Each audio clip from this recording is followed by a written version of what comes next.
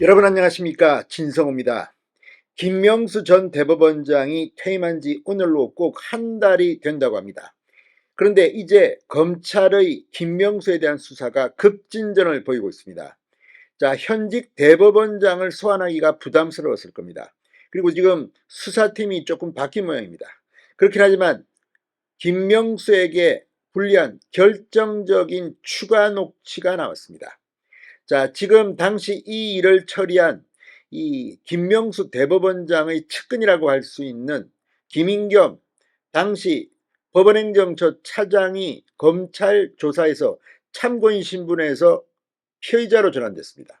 그리고 김인겸 전 차장은 자신이 살기 위해서인지 모르겠지만 김명수 대법원장이 다 시켜서 했다는 취지로 검찰에 진술한 것으로 알려지고 있습니다.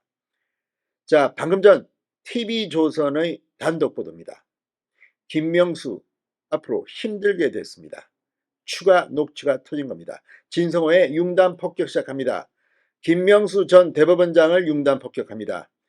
방송에 앞서 아직 진성호 방송에 구독자가 아니신 분은 붉은색 구독 버튼 눌러주십시오. 더 좋은 방송으로 보답하겠습니다. 자, 김명수의 거짓말, 이게 또 터졌습니다. 퇴임 후에 거의 거짓말에 대한 법적 책임을 묻는 절차가 지금 진행되고 있습니다. 그런데 본궤도에 오르고 있다는 분석입니다. 자, 검찰이 김명수 전 대법원장의 거짓말을 뒷받침할 수 있는 추가 녹취를 확보했다고 TV조선이 방금 전 단독 보도했습니다. 자, 이 검찰이 확보했다는 새로운 녹취 내용, 이건 보다 더 구체적입니다. 자, 2020년 5월입니다. 김명수 당시 대법원장은 민주당의 탄핵 추진을 이유로 후배 임성건 부장판사의 사표 수리를 거부했습니다. 그래놓고 그런 적이 없다고 했습니다. 그리고 국회 공문을 통해서 이렇게 말한 사실이 없다고 주장했습니다. 그런데 바로 들통이 났습니다. 김명수 대법원장의 육성이 담긴 녹취가 공개된 겁니다. 그러자 결국 김명수 전 대법원장은 사과를 했습니다.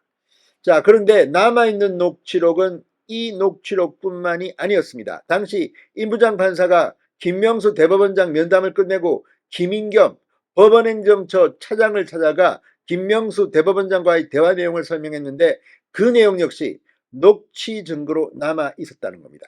검찰은 이 녹취를 확보하고 김 차장을 불러 직접 추궁했습니다. 자, 임부장 판사가 동기인 김인겸 차장에게 김명수 대법원장이 탄핵을 이유로 사표 수리를 안 해준다고 하자 김 차장은 대법원장이 그런 입장이면 어쩔 수 없지 않냐라고 답변한 게 녹취록에 그대로 들어가 있다고 합니다. 그런데 그동안 김 차장, 김인겸 당시 법원행정처 차장은 공식 석상에서 당시 임부장 판사와의 면담 내용이 기억이 안 난다고 해명해 왔습니다. 국정감사장에서도 이렇게 말했습니다. 당시 국민의힘 박형수 의원이 묻습니다.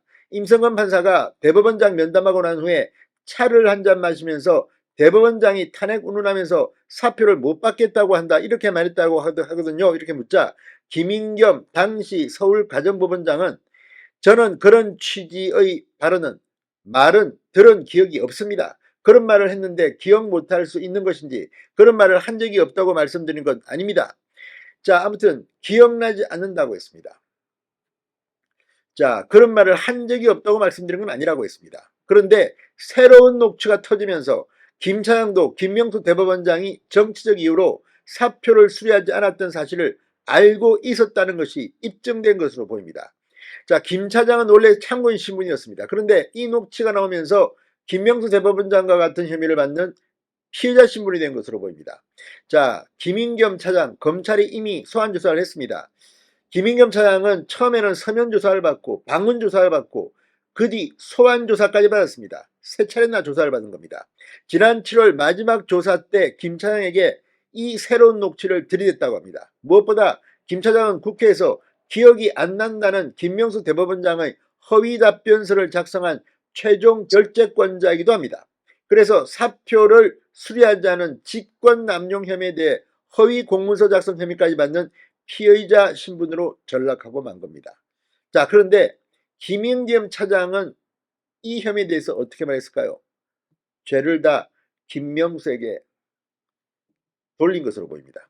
자, 검찰은 임성건 부장판사가 김인겸 차장에게 사표를 제출했기 때문에 수리하지 않은 법적 책임이 직접적으로 있을 수 있다고 보고 있지만, 김인겸 차장은 수리하지 않은 것은 김명수 대법원장이지 내가 아니다, 이런 입장이라고 합니다. 또 허위 공문서 작성 의혹에 대해서도 김명수 대법원장이 말해준 대로 답변했다는 취지로 혐의를 부인했다고 합니다. 그러니까 김명수가 다 시켰다, 뭐 이런 취지로 해석됩니다. 대신한 걸까요? 아니면 진실을 말한 걸까요? 결국 자신은 김명수 대법원장의 지시를 받아 처리한 실무자일 뿐이라는 주장, 사표 수리 거부 행위가 직권남용에 해당하지 않는다는 주장을 펴고 있습니다. 결국 김명수의 판단으로 이 모든 게 진행되었다는 결론이 나올 수 있습니다. 자, 이제 서울중앙지검 김명수를 소환할 것으로 보입니다. 최대한 빨리 김명수를 부른다는 방침입니다. 다만 수사팀이 한 달 전에 교체돼 자료 검토가 끝나는 대로 소환할 것으로 보입니다.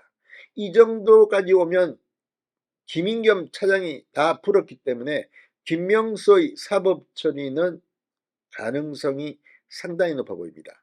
자, 김명수 대법원장, 이 건 말고도 상당히 많은 논란의 당사자였고 이 재판을 지연시켰다는 그런 비판을 받아왔습니다. 김명수는 언제쯤 소환될까요? 진성호의 융단 폭격이었습니다. 여러분 감사합니다.